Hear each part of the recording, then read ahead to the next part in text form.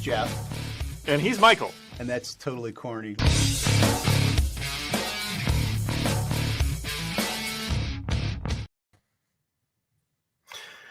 Except today is the third Friday of the month. Thank you for accommodating the schedule change, Jeff. Here we are. No. Yeah, glad to. This works out better for me anyway. So, oh, I'm good. excited. Yeah, I was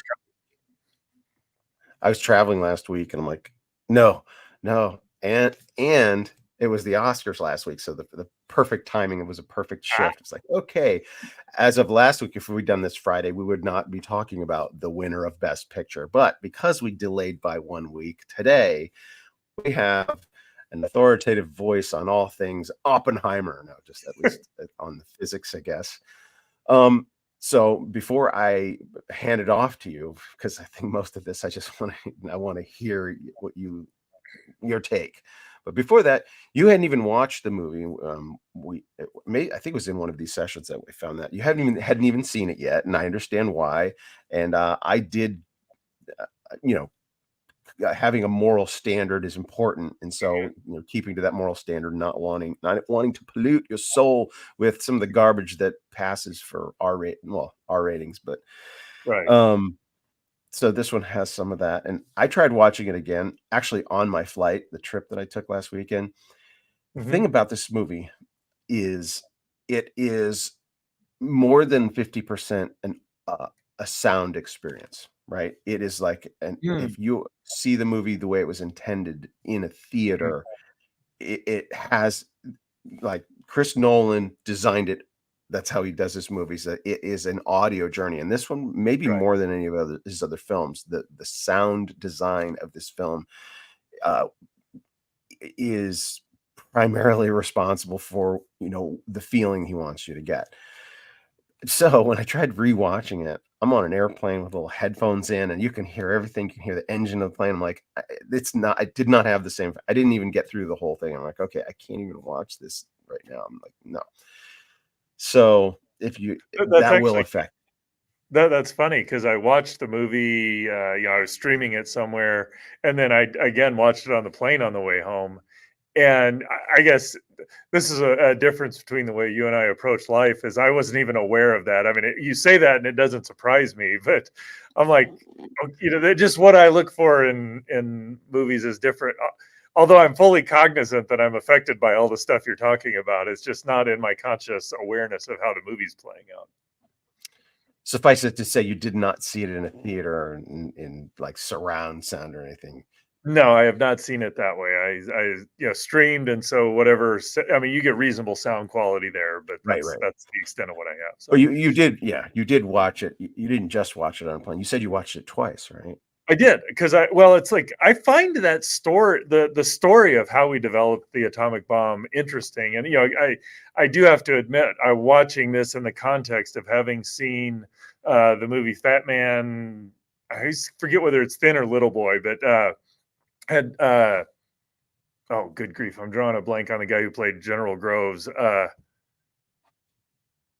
it Paul Newman? Oh, in that one?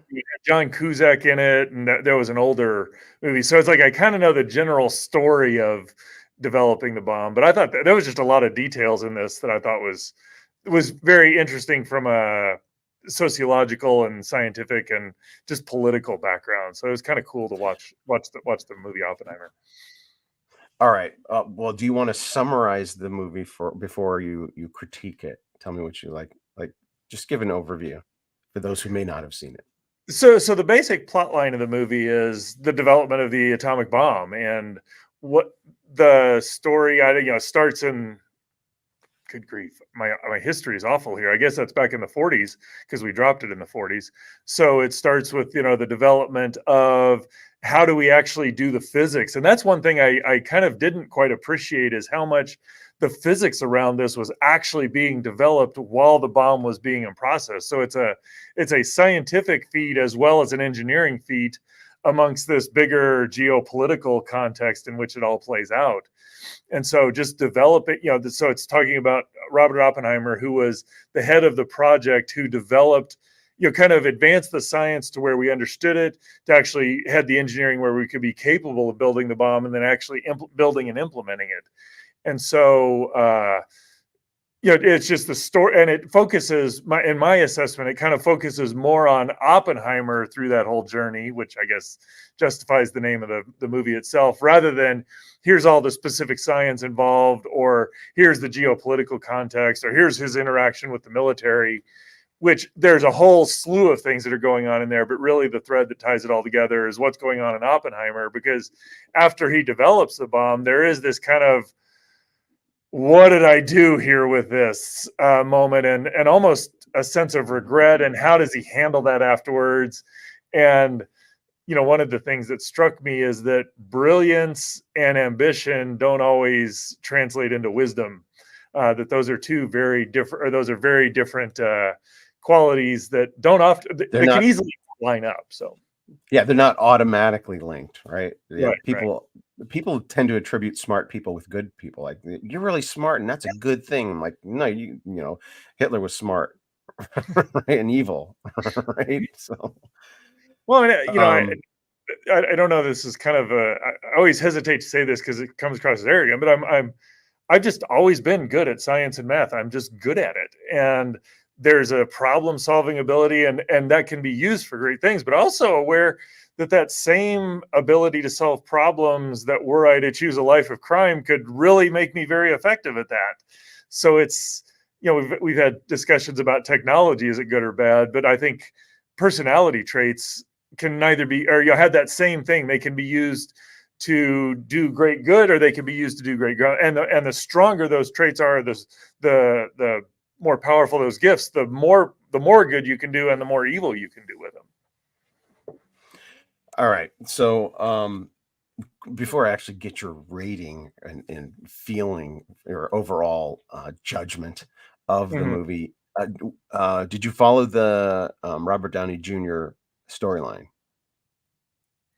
What do you mean? Did I He pla follow it? he played like the senator that he played, like his Right. storyline. What was he, 'cause he was on trial or something like that. No, they were in hearing. He was trying to get on on the cabinet. Right. He Uh, was trained to be Secretary of State or Defense or something like that. And so, yes, honestly, that was one of those movies that I'm sitting there, and for whatever reason, I have this capacity to recognize actors that have been other places, and I'm like, I've seen that guy somewhere. Where have I seen that guy? Took me about half the movie to figure out it was Robert Downey Jr.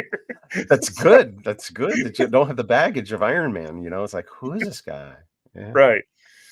But it was just, that was one of the things I found interesting about the movie, is that it kind of followed these these different figures and how it played out politically. Because again, you kind of think, okay, there's, scientists are just good, they're going out, but I mean, this Robert Downey Jr.'s character was kind of a slime ball at some level, and He was the well, villain, basically. he was, and I mean, not, I don't think Oppenheimer was by any means the hero of the story. He's kind of a little bit shady in a lot of ways as well, but the display of humanity, our glory and our fallenness, were very much on display in that movie. It's a good story of the Genesis 3 really is an accurate description of humanity. Right? All right. So I do want you to say things you liked and things you didn't like, but maybe we should start with, on a scale of 1 to 10, where would you put this? On the Jeff was wearing a scale, film critic review.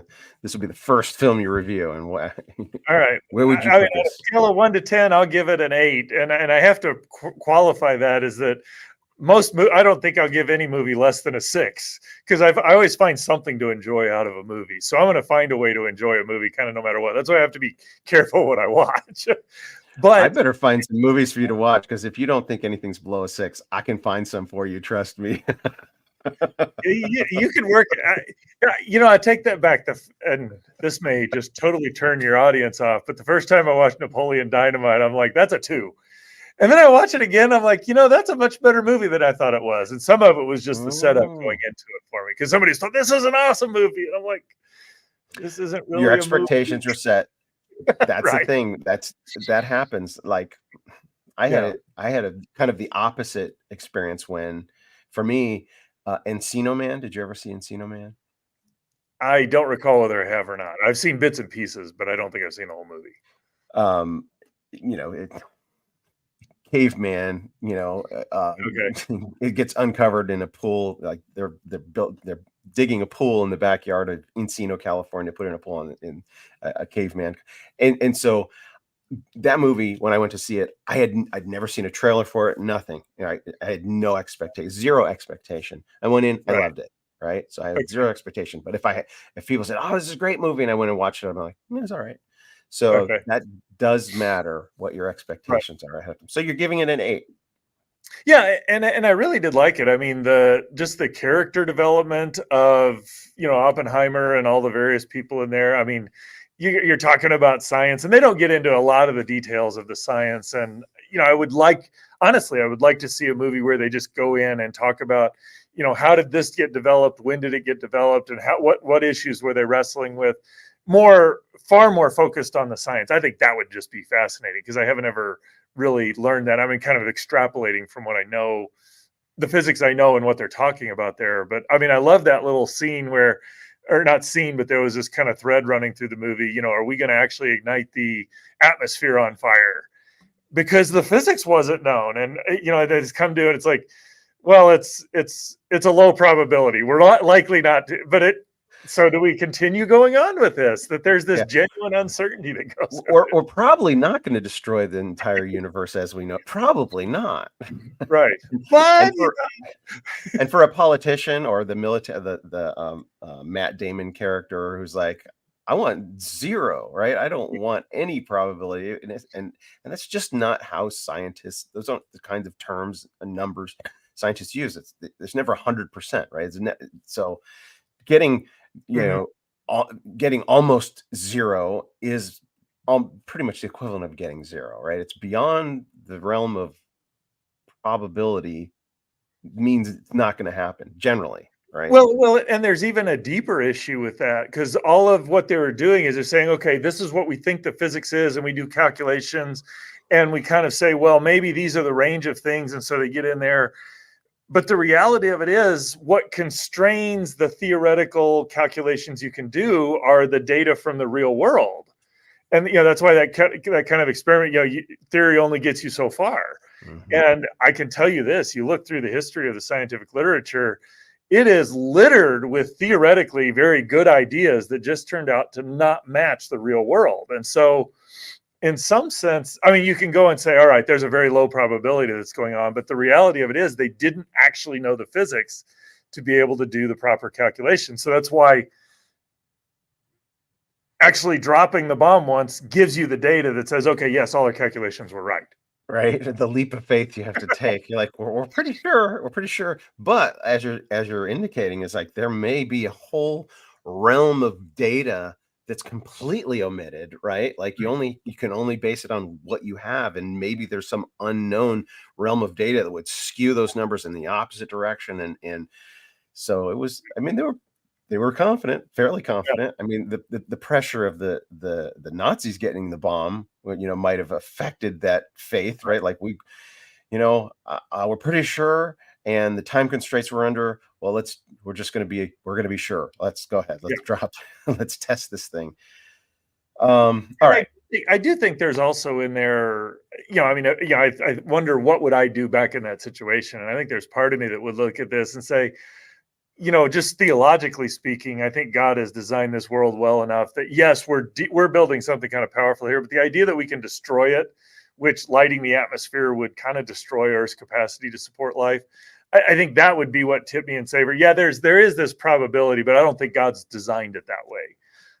So there are a little bit of some theological import that I think people bring into that. I actually want to spend more time on that, but I want to get back to that in a Right. second. Right now, what you I want to hear what you loved about the movie and then what you hated about the movie. So let's do the loved, what you enjoyed or what you appreciated about the movie the most, and Mhm. then what took. It's an 8, so it's not a 10. So why is it not a 10? But first, why is it an 8? Why do you like it? What's good about it? So I really just This was better than the movie with Fat Man Thin Boy.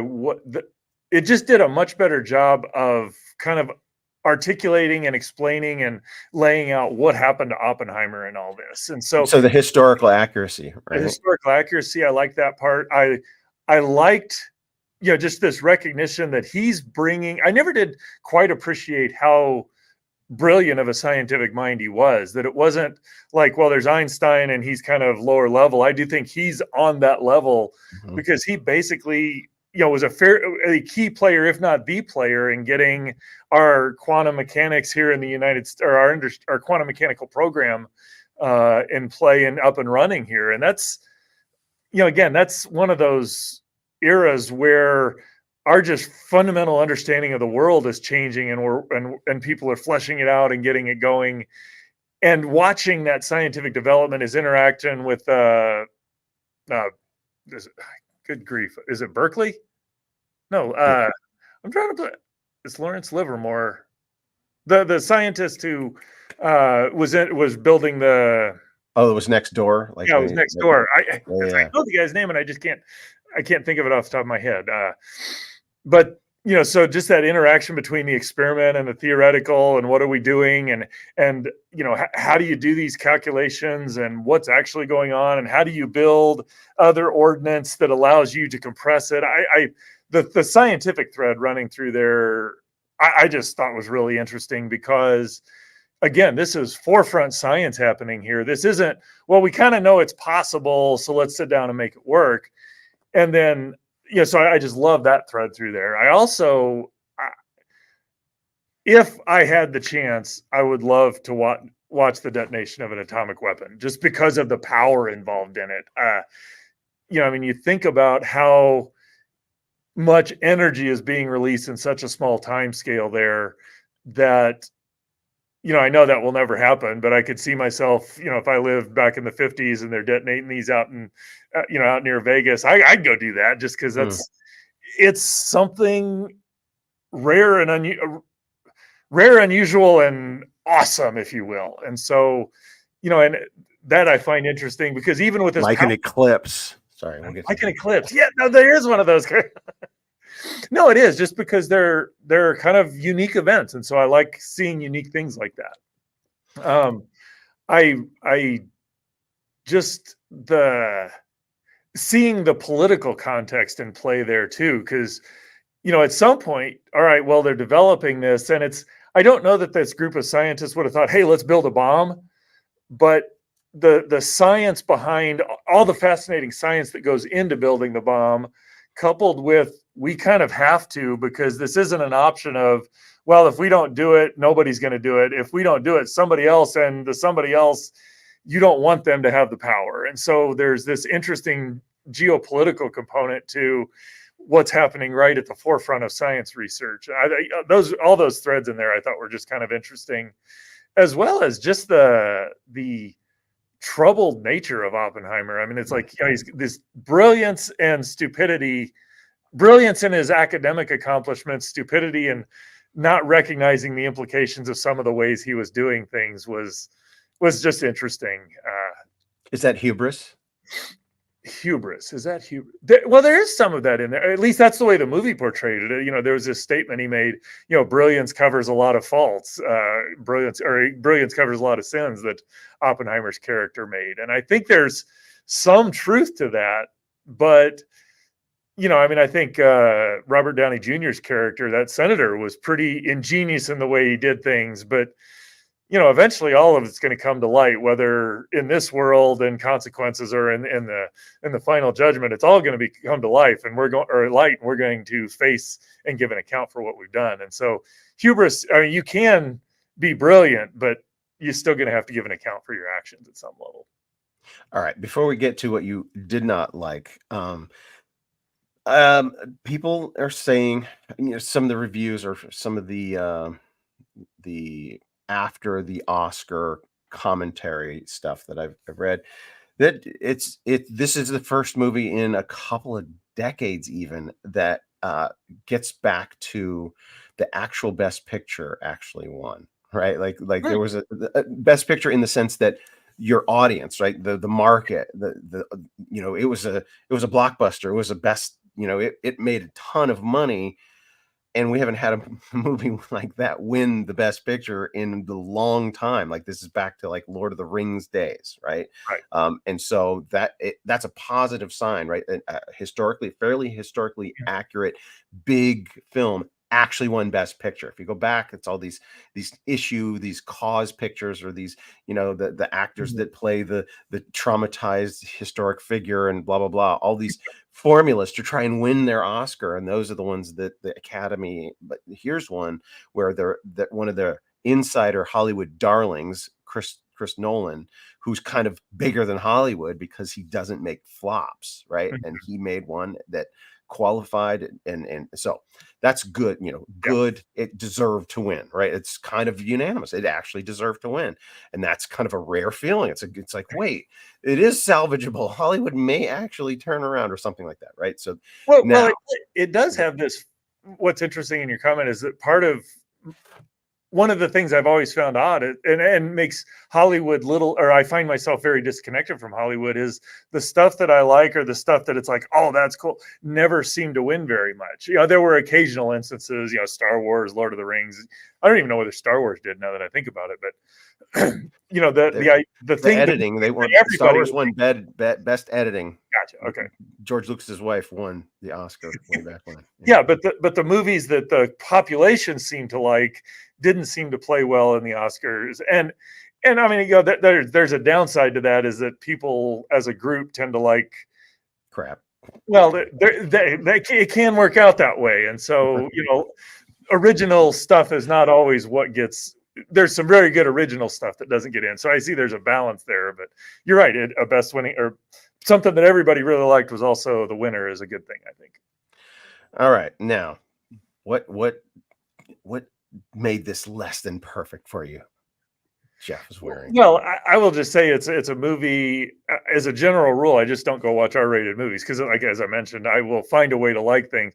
And there's just, I'm a visual person, and so I liked, where the way they did the bomb going off and just the flash. I mean, it's like, I do actually remember all the sound in that, because there was this pause, and that was just a remarkable experience. But there's just some pretty graphical sexual content, which I kind of see why it's there, because again, I don't know how historically accurate that part was, but there's some of his development of being able to read all this other literature. I mean, he was teaching himself Sumerian Sanskrit or something like that. I'm like, who does that?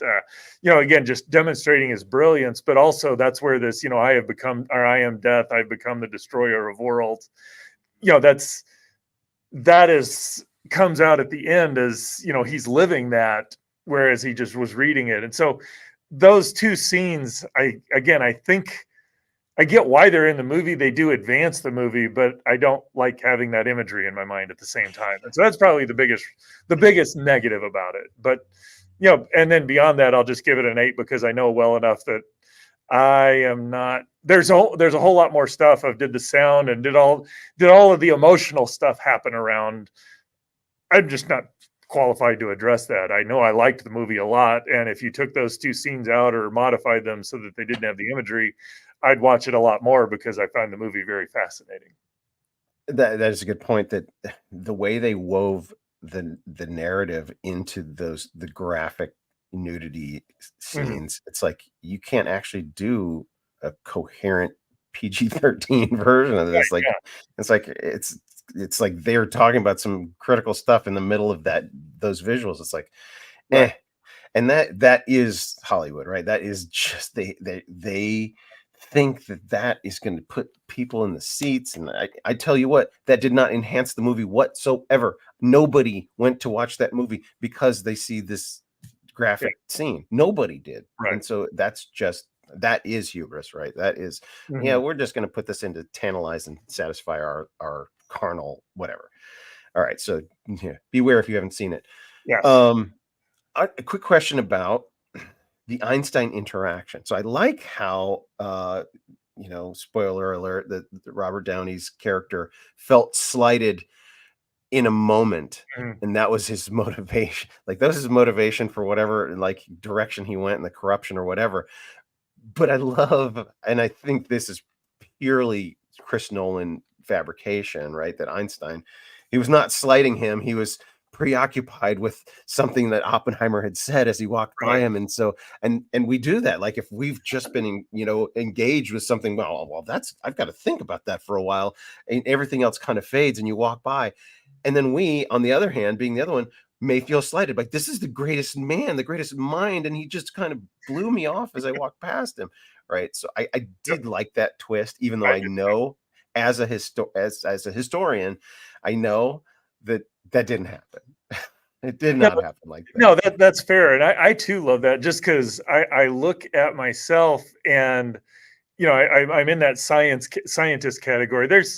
There are very personable scientists. I'm not going to say that, but as a general rule, we tend to think differently than a lot of Mhm. people, and so I can't tell you the number of times where I look back at a set of interaction or an interaction I've had with somebody, and I'm focused on what I'm going to say at this event or whatever, and I'm like, why did I do that? It's like I knew those things, but it's just because I'm thinking about this and this is my focus, I'm not giving attention to the social skills that when I'm focused on them, I do pretty well, but they don't always come out well when I'm not focused on them. And so All right. I watching that interaction, and how Robert Downey Jr.'s character takes it is really kind of fascinating because that drives his life story for a number of Right. years. But it probably, I mean, just the idea that Einstein could just be thinking something and, ooh, I'm snubbed by the greatest scientist is like, no, you're not snubbed. He's just not You just socially aware. Yeah. And we internalize, right? We're always thinking about how things affect me, right? And that just it betrays his own flaws as well. That Yeah. Downey's character. All right, this one thing I want to get back to is we're talking about, and I'd asked you this question once before, years ago, maybe in one of our other interviews that we did on the show. Um, as far as the destructive power, right? So this bomb was, the biggest thing we had seen, and we've kind of advanced since then, right? Nuclear Significant. bomb Yes. significantly. So, but if we maxed out on that, there's a maximum destructive capacity, right? It would seem. Well, so what happens with that is that, when you detonate a bomb, it's this, and then the blast wave spreads out spherically. And so what ends up happening is as you get a larger and larger bomb, that spherical, where all that energy goes, gets larger and larger. But at some point, the size of the atmosphere determines what's going on. So at some point, once the atmosphere gets all the energy tends to go where there's less pressure. And so on the order of 100 megatons, which is, that's the largest bombs that have been built. I think there was one that was 150 megatons that the Soviet Union built. At some point, you just venting most of that energy up into space, and so it doesn't. In terms of putting power into the ground, you kind of reached a point of diminishing returns, So and we so we can't. have So we can't destroy the Earth with a not with bomb. a single bomb. Yeah. Now, we do have enough of them that I'm pretty sure we could do a lot of damage. I still, in the same vein of, I don't think they were going to ignite the atmosphere and destroy the Earth's capacity to support life. I'm not even sure that if we were intentional about trying to destroy the Earth, I'm still not sure we could do that. I think God has designed it that well. Not Right. really going to do that experiment because that would be evil to do that experiment. But I think God has just designed thing well enough that even if we tried, we couldn't destroy it. I'm with you there. Before we wrap, because this went very quick. Um, April 8th. Yes. Tell me. So, well, we don't have time even to tell, but I'm going to see you. I'm going to be there. But it's like a week of events at the eclipse in Texas. Is there? You have a couple days leading up or something like Yeah. that? So RTB is having a conference at Camp Buckner just a little bit east or west of Austin, Texas. The eclipse goes kind of from Mexico up through Texas and over, I think, through New England. It goes across the country that way. What time of day on the 8th is the I eclipse think itself? it's around 1:30, and it lasts. The totality of eclipse on the center line lasts for about 4.5 minutes. So it's almost twice as long as the one that happened in 2017. So Right. I cannot wait. I'm so excited about it. I'm gonna see you there. I think I have to get a ticket to get in on the day of the thing or whatever. I better. Yeah, I we better. well, yeah. I think there's day passes that you can get in to get there, and so All right. it's definitely worth it. So go do it. I'll be there. I'll see you. Cool, very good. Looking forward to it. I think Carrie in here in the comment section is going to join us there, and Gina, producer Gina, is going to be there. There's some other people going to be there. Join us in Texas on April 8th. I'll be there. All right, got to go. Bye, everybody. Bye.